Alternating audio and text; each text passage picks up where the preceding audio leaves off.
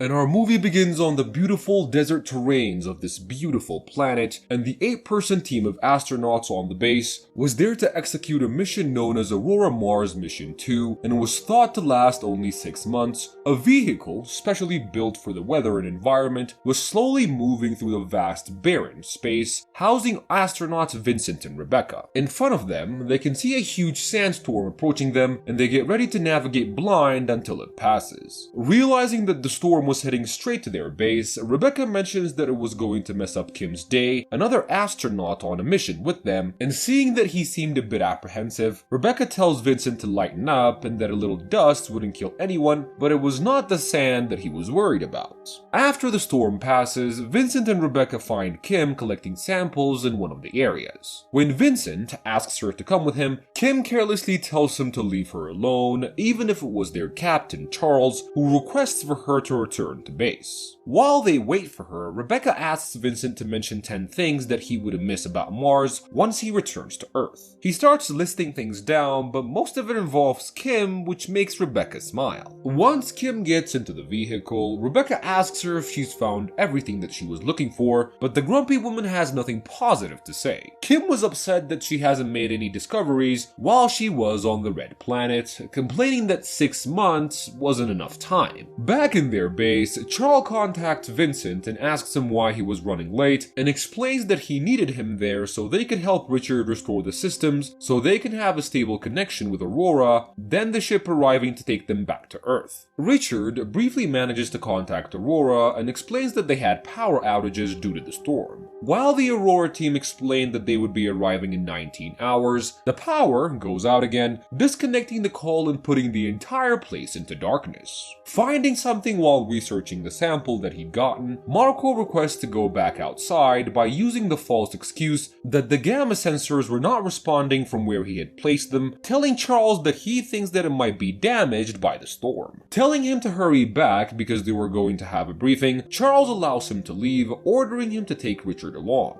As the two were suited up and ready to leave, Vincent, Rebecca, and Kim walk in, and the very feisty scientist was upset that she was called back even though the two men were about to leave.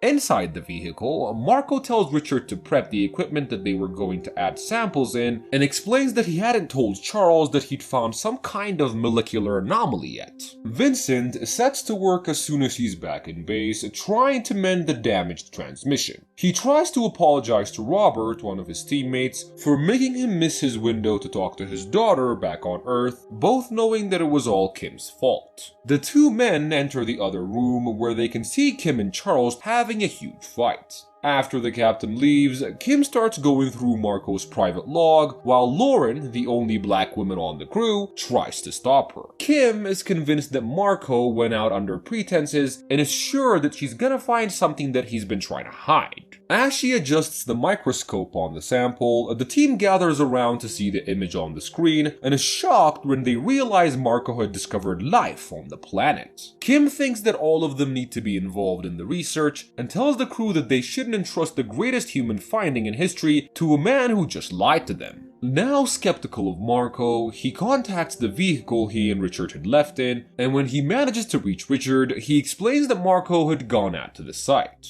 While Charles warns them to leave the place alone and return, a sudden sinkhole starts forming under Marco's feet as soon as he has the samples in his hand and he disappears into the ground.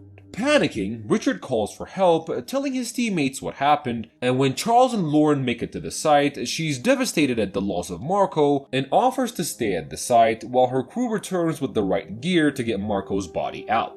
When Charles and Richard return to base, they find everyone was shocked by what happened except for Kim, whose only focus lies on the mission. As the crew gathers to be addressed by Mission Control, the disturbed Richard blames himself for what happened just a few moments earlier, and he starts drinking. Once they were connected with Mission Control, they let the crew know how sorry they are about their friend and explain that they already informed Marco's family, and they give them the green light to retrieve their fallen friend and try to console them by telling them that they're behind them. Once they get approval, Vincent and Charles head back to the accident site, trying to contact Lauren, but they were unable to get through. When they finally arrive, they find Lauren missing and assume that she'd gone inside the hole despite the orders given to to her. Strapping in, Vincent lowers himself down and sees something strange like this thread-like things growing on the walls of the hole. Halfway down, Vincent starts to have a panic attack and almost passes out, forcing his crew to pull him up. Up on the surface, Vincent, breathing heavily, tells them that he had seen the bottom and neither of their missing colleagues were there. While they try to figure out where Lauren and Marco have gone, Robert calls out to the team after discovering 2 sets of footprints heading back to base. And confused as to why they wouldn't take the rover, Charles calls Kim and tells her to prepare for possible casualties. Richard and Kim prepare the medical kit while they check the monitors for Marco and Lauren's arrival, and suddenly they see them approach the airlock and Richard hurries to the door to let them in. When he removes Marco's helmet, he's shocked by the sight, and Marco's flesh seems to have been eaten away, and the exposed part of his bones look burnt. Picking up the drill on the ground, the now deformed Marco stabs Richard in the stomach, and holding his bleeding abdomen and trying to keep his guts inside, Richard presses the emergency button, informing Kim of the danger. But when she runs into the room, she's met by another zombie-like creature who'd previously been Lauren. Panicking, Kim tries to run away, but Lauren was right behind her. And crawling to the control room, Richard tries to inform the team heading to the base about the impending danger, but his wound was too severe to let him stand and to get to the microphone. In the other room, Kim fights tooth and nail with the zombies, trying to save herself. Telling Vincent to remain outside, Charles enters the base and finds Kim panicking, and she shows him what had become of their friends. Telling her that he would buy her some time until she suits up, Charles tries to hold off the door while Marco smashes the glass. Once in her suit, Kim hurries outside, but Charles is stabbed in the chest while trying to follow her.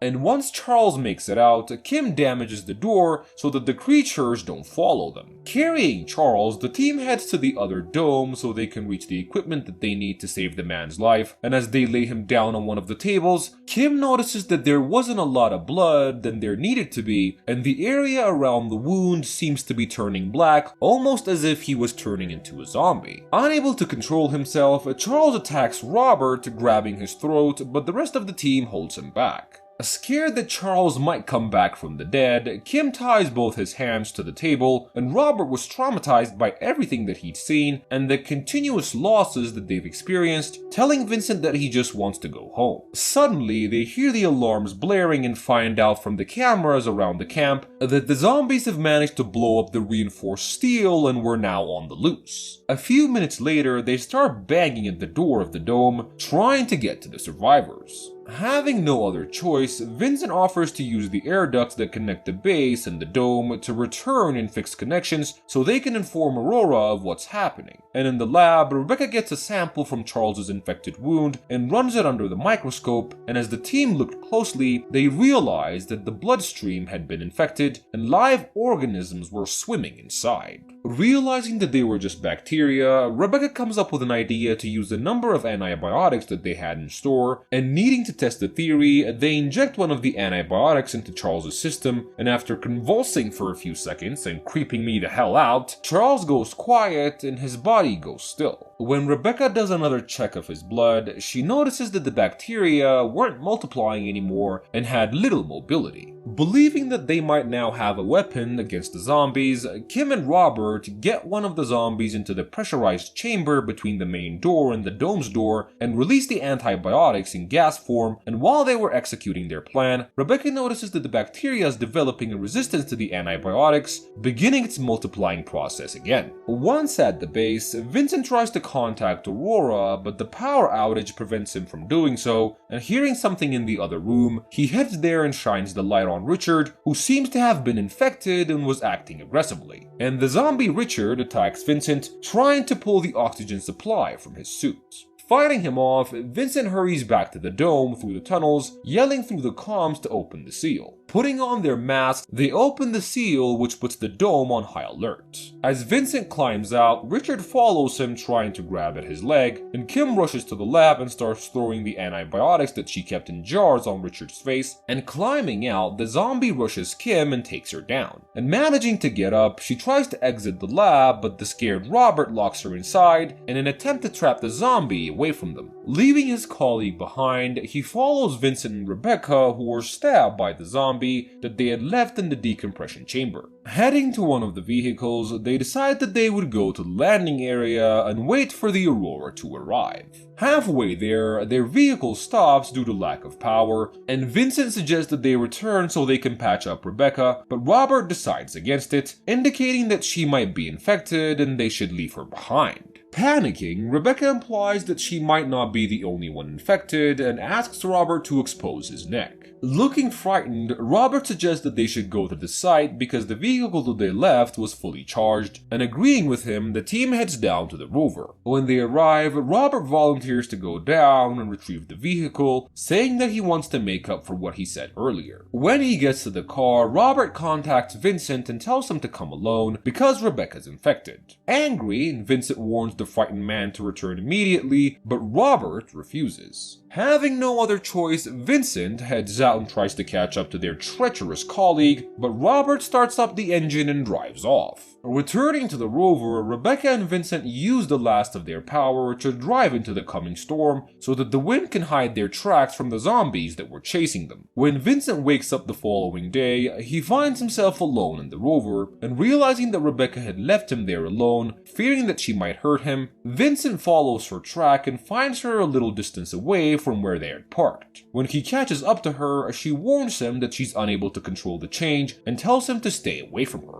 He tries to grab her, but Rebecca refuses, taking off her helmet and exposing herself to the air, and the lack of oxygen and pressure immediately kills her, and feeling devastated, he holds his fallen friend close and starts weeping. But suddenly, Rebecca's turned into a zombie and she tries to attack him and tries to open his suit, but overpowering her, he holds her down and smashes her skull with a very large rock, and getting up, Vincent walks the rest of the way to the landing site, getting transmissions from the Aurora team, informing the crew down on Mars that they've arrived. Noticing the zombies making their way to the ship, Vincent tries to use his comm to tell them to keep their doors closed, but he was unable to connect. When he listens and runs toward them, Vincent can hear the painful screams of his colleagues being murdered, and when he arrives, all he can see are dead bodies lying all over the place. And having no other choice but to save himself, Vincent enters the ship and closes the door behind him, and when he gets to the control center, he finds Robert sitting on the pilot's chair. Vincent refuses to allow Robert to take this disease back to Earth and fights the infected man, and disorienting him for a few seconds, Robert manages to launch the ship and flies them right into space, and using his only chance, Vincent summons all his strength and courage to beat zombie Robert unconscious, and then ejects his body out of the ship. While he was doing so, a droplet of the infected man's blood lands on Vincent's face. Realizing that he might also be infected, Vincent sends a message to Mission Control informing them about the events that took place on Mars and explaining his condition. He tells them that he didn't have enough fuel to make the rendezvous point, but had enough supplies to wait for a rescue if they deemed him safe enough. He explains that he might also be infected, and explains that he had enough fuel to drop out of orbit and burn up in the atmosphere,